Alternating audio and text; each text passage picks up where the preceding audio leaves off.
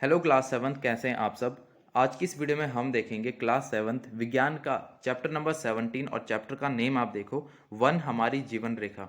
तो देखो, अगर आपने चैप्टर पढ़ लिया है तो आपके लिए काफ़ी अच्छी बात है, आपको अच्छी तरह से क्वेश्चन आंसर समझ में आ जाएंगे। लेकिन अगर नहीं भी पढ़ा है तो मैं आपको काफ़ी अच्छी तरह से यहाँ पर क्वेश्चन आंसर समझा दूंगा।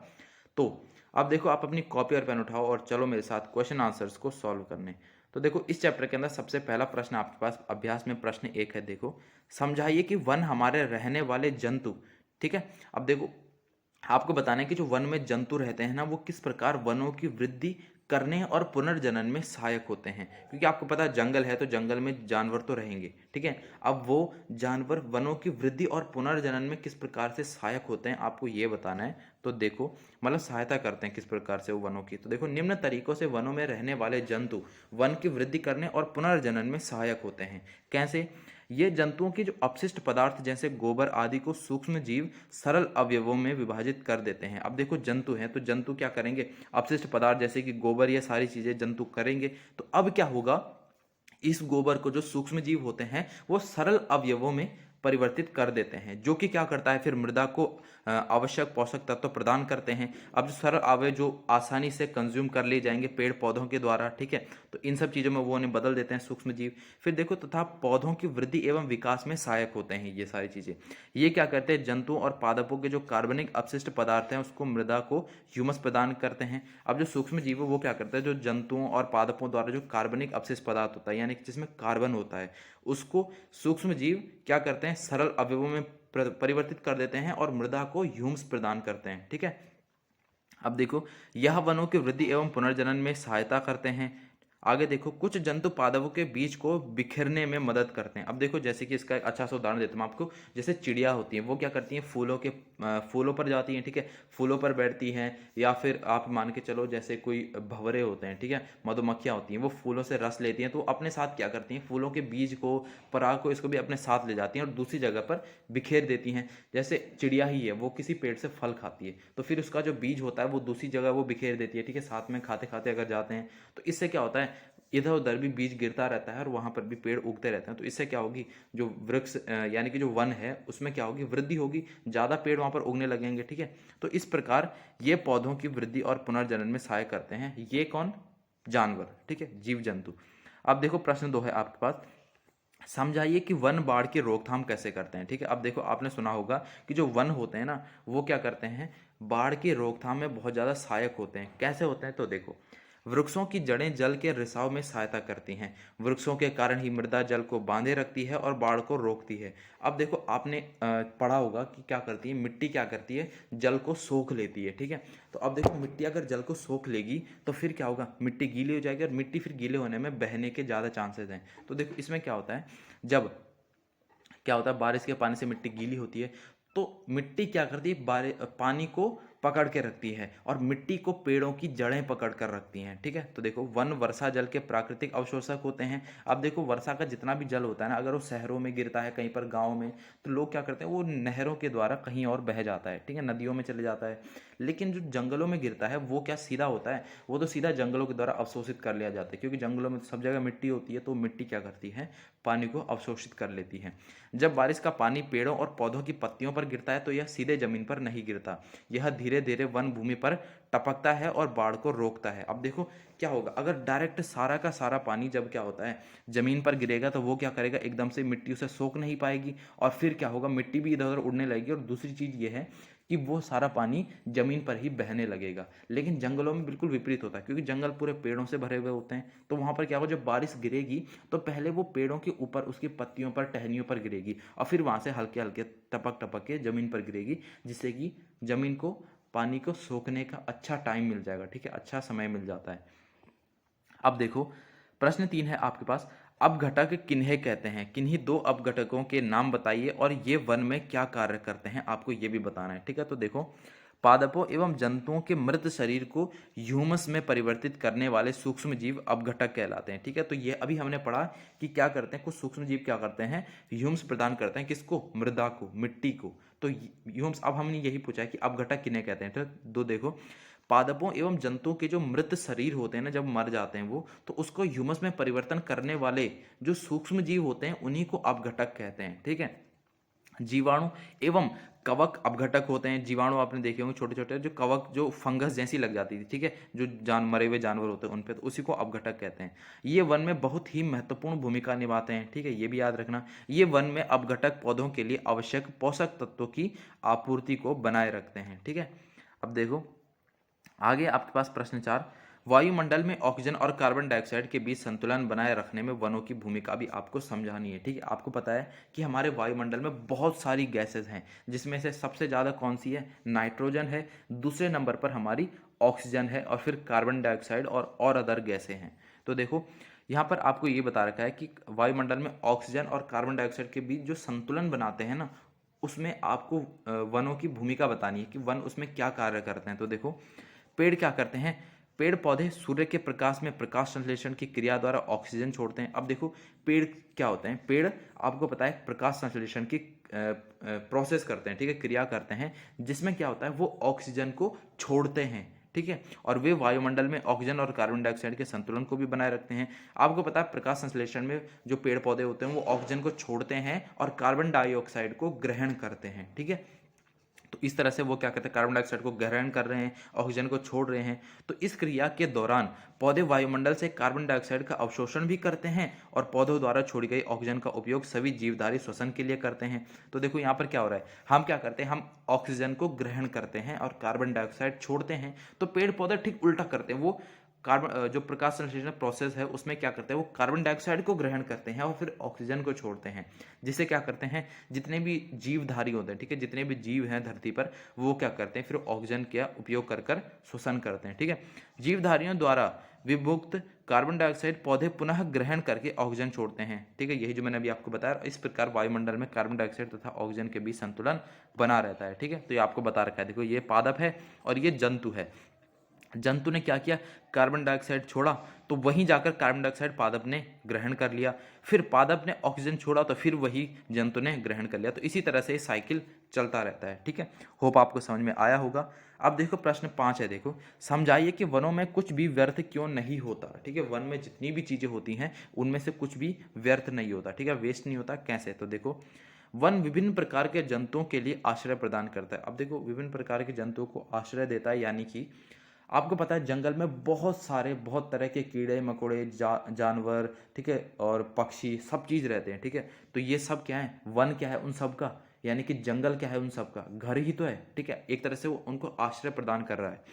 जंतुओं के अवशिष्ट पदार्थ जैसे कि गोबर तथा वृक्षों की गली सड़ी पत्तियां मृदा को आवश्यक पोषक तत्व प्रदान करते हैं। अब देखो जंगल में अब जानवर मरेंगे भी, ठीक है, जब उनका घर है वहीं रहते हैं वो, तो वो मरेंगे। फिर जो उनका गोबर है और बाकी जो वृक्षों की सड़ी गली पत्तियां हैं, मृदा, ये क्या करती है? मृदा को पोषक तत्व प्रदान करती है और यह पौधों की वृद्धि एवं विकास में भी फिर पुनः से सहायक होता है, ठीक है।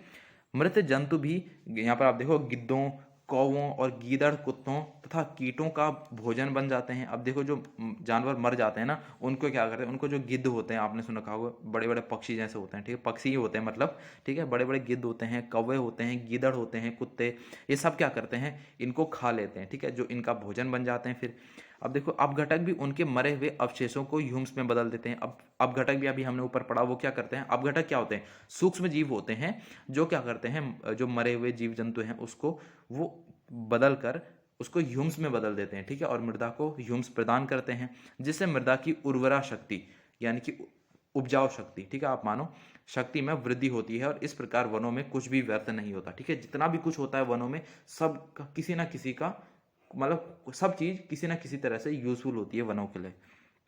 अब देखो प्रश्न 6 है, ऐसे 5 तत्व उत्पादों के नाम बताइए जिन्हें हम वनों से प्राप्त करते हैं, ठीक है। तो देखो औषधियां, लकड़ी, गोंद, शहद और यहाँ पर देखो सीलिंग मोम, ठीक है। यानी कि अब आपको सॉरी ये सीलिंग मोम समझ में नहीं आ रहा होगा, आप कुछ भी और भी लिख सकते हो। देखो औषधियां मिलती है, लकड़ी मिलती है, गोंद मिलती है, शहद मिलती है, और यहाँ पर बहुत सारी चीजें आप लिख सकते हो, ठीक है, घास फूस, और यानी कि फल भी मिलते हैं हमें शहरों से, मतलब जंगलों से, कुछ जंगली फल होते हैं, ठीक है, बहुत सारी चीजें हमें जंगलों से प्राप्त होती हैं। अब देखो रिक्त स्थानों की पूर्ति कीजिए।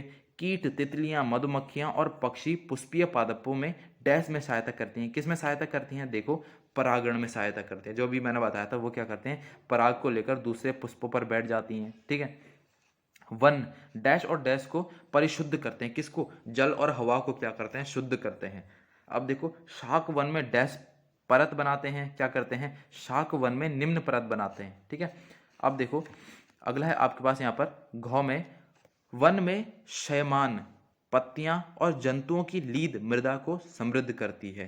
ठीक है, अब देखो प्रश्न 8 है हमारे पास, हमें अपने से दूर वनों से संबंधित परिस्थितियों और मुद्दों के विषय में चिंतित होने की आवश्यकता क्यों है। देखो आपको पता है वन जो होते हैं हमसे बहुत दूर होते हैं, लेकिन उसमें जो कुछ भी चल रहा है, जो भी कुछ परिस्थितियां चल रही है वनों में, हमें फिर भी उससे चिंतित होना पड़ रहा है। क्यों होना पड़ रहा है, तो देखो यहाँ पर आपके पास वन मानव जीवन को प्रत्यक्ष अथवा अप्रत्यक्ष रूप से प्रभावित करते हैं। ठीक है, डायरेक्ट वे में भी प्रभावित करते हैं और इनडायरेक्ट वे में भी। ठीक है, प्रत्यक्ष और अप्रत्यक्ष कैसे, देखो वन वर्षा लाते हैं, हम सब ने बहुत बार पढ़ रखा है। ठीक है, पिछली क्लासों में भी कि वन के कारण ही क्या होती है, वर्षा होती है, तथा बाढ़ को भी रोकते हैं।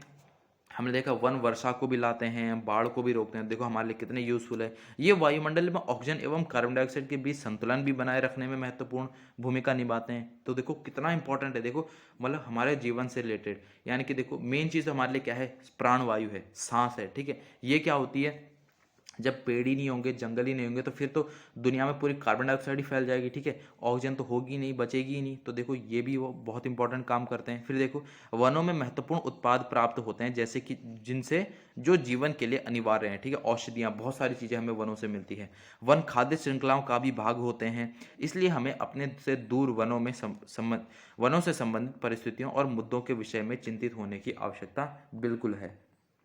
अब देखो प्रश्न 9 है आपके पास, समझाइए कि वनों में विभिन्न प्रकार के जंतुओं और पादपों के होने की आवश्यकता क्यों है। तो देखो वन में विभिन्न किस्म के पौधे और जंतु पाए जाते हैं, हम सबको पता है। वन में पाए जाने वाले पादप बहुत से शाकाहारी जंतुओं को भोजन एवं आश्रय प्रदान करते हैं। अब देखो जितने भी पेड़ पौधे हैं ना जंगलों में, वो क्या करते हैं, जैसे हिरण हो गया, जिराफ हो गया, ठीक है, तो ये क्या, ये होते हैं, ये शाकाहारी होते हैं सारे जानवर। तो ये क्या करते हैं, जो वन में पेड़ पौधे होते हैं, ये इनका भोजन भी बनते हैं। ठीक है, इनका जो शाकाहारी जंतु होते हैं। अब देखो बहुत बड़ी संख्या में शाकाहारी जीवों की उपस्थिति मांसाहार जंतुओं के लिए भोजन की उपलब्धता को सुनिश्चित करती है। अब देखो जितने शाकाहारी जीव होंगे वो मतलब मांस नहीं खाते, लेकिन जो मांसाहारी हैं वो शाकाहारी जीवों को भी खाते हैं। ठीक है, तो देखो जितने ज़्यादा शाकाहारी जीव होंगे ना, उतना ही जो मांसाहारी जीव हैं उनको, उनके लिए क्या होगी, मतलब उनके लिए सुविधा होगी। ठीक है, एक तरह आसानी होगी मांस प्राप्त करना। तो अब देखो यहाँ पर वन में जंतुओं की विभिन्न किस्में पौधों की वृद्धि एवं पुनर्जनन में सहायक होती हैं। ठीक है, अब देखो वन में जितने भी विभिन्न प्रकार के विभिन्न किस्म के पौधे होते हैं, वो क्या करती हैं, पौधों की वृद्धि एवं पुनर्जनन में सहायक होती है। जैसे कि देखो मैंने अभी आपको मधुमक्खियों का एग्जाम्पल दिया, पक्षियों का एग्जाम्पल दिया, ये अलग अलग तरह से जो पेड़ पौधे हैं उनकी वृद्धि और पुनर्जनन में सहायक होती हैं।